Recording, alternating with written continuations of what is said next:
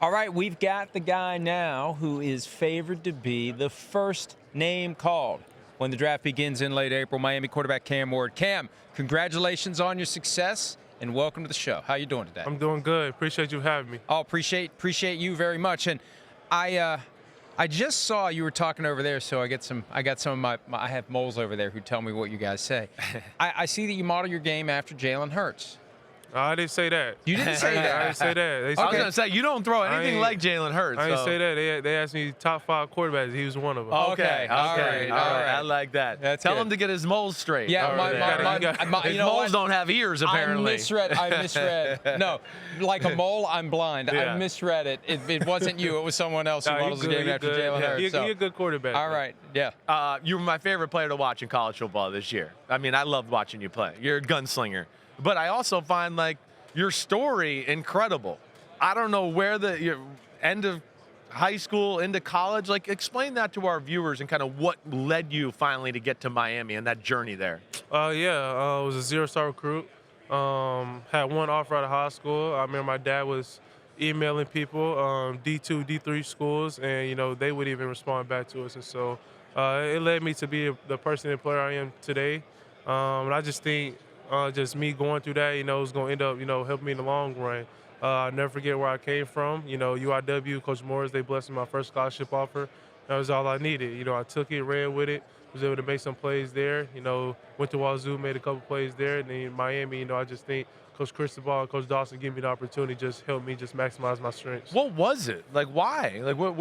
How the hell could you be a 0-star recruit? Had you not grown yet? I mean, what was it you think back in that time that led everybody to be so dumb and not, recruit you the right way? I played in the wing T, so I didn't get a chance to showcase my skills. Making the run here and there. We running only pass play running 3 or 5 step drops and boot. So it was pretty much predictable. But we was a 9-win team my senior year. We was co-district champs, so it wasn't broke. So we ain't finna fix it. Right. But it was good to go through that. There's a lot of guys on my high school team who could at least make the college if they got a chance to showcase their skills too. Yeah, right. 12 pass attempts per game. I'm surprised it was that high, frankly, in a wing T offense. Definitely, right. That's a wing T offense. It's like, damn, we can't be the total wing T with him throwing the ball. We got to throw it a few more times. All right, my moles, or at least my ability to read what my moles have sent me, has improved. You did say you think you could go to the Titans and be plug and play right away, week 1 starter. Mm-hmm. Where's that thought and that confidence come from?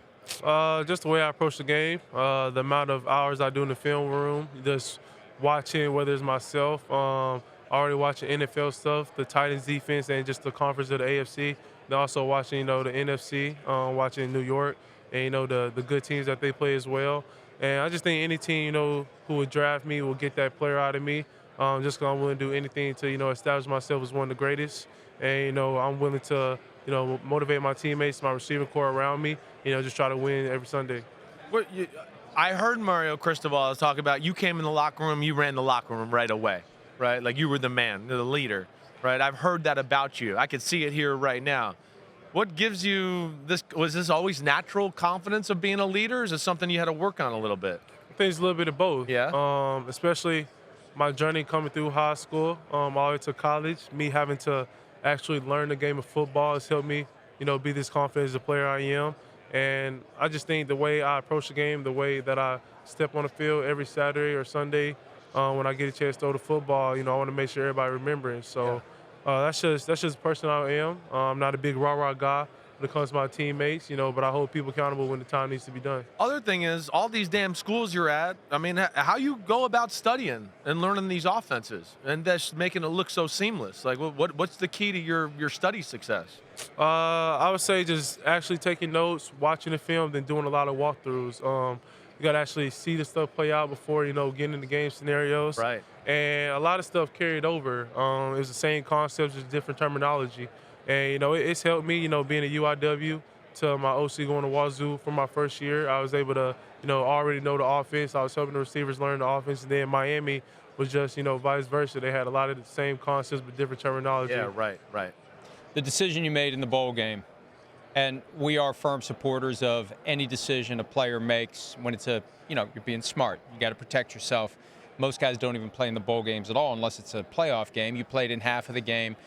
And do you get questions about that from the teams here, like why you did that, or do you get any sense that people have a problem with it? Because again, we think that you got to do what you got to do, and I'm impressed that you even played in half the game.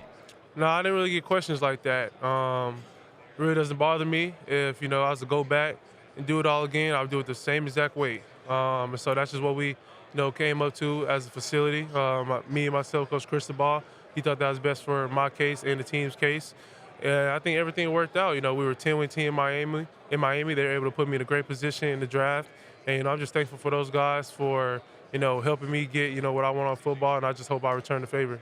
What with all those reps and experience, right? Like, take people into what actually slows down for you to be so comfortable back in the pocket, right?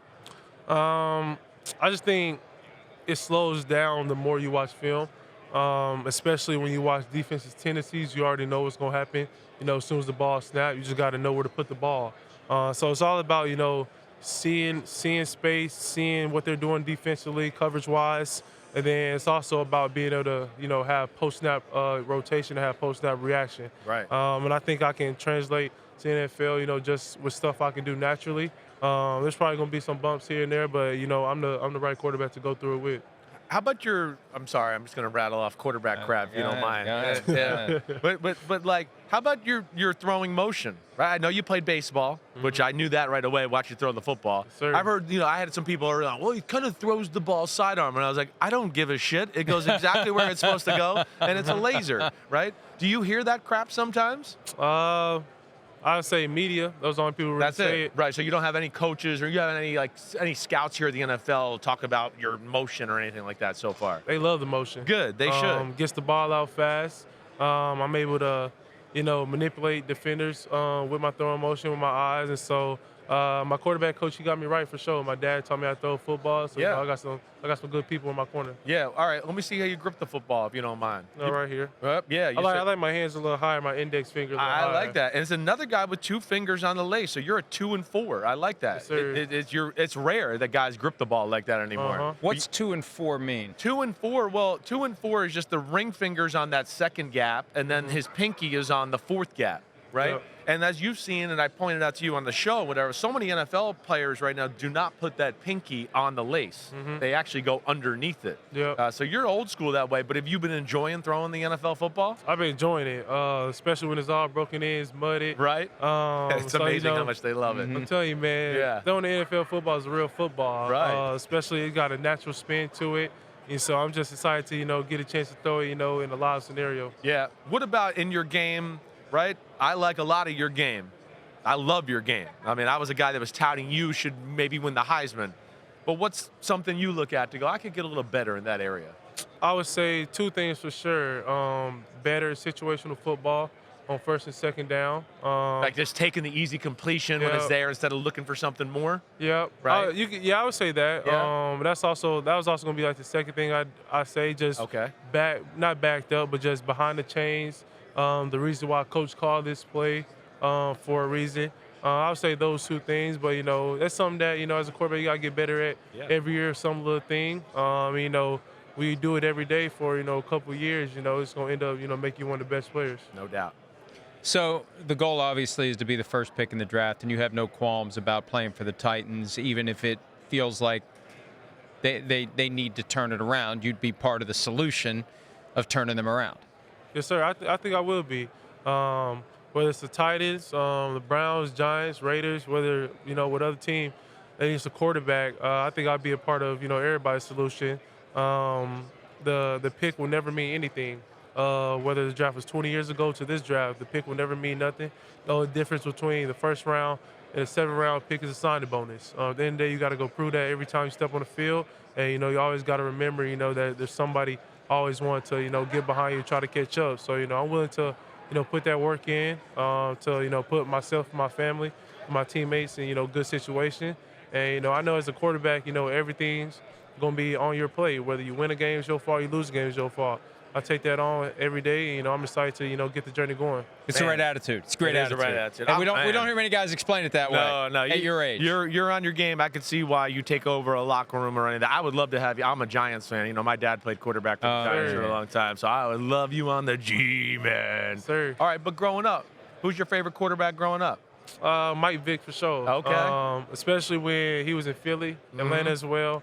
Though that guy's different. Open up the game, throwing a 70-yard rope to the Sean. I mean, not a lot of people can do that. No, I played against him.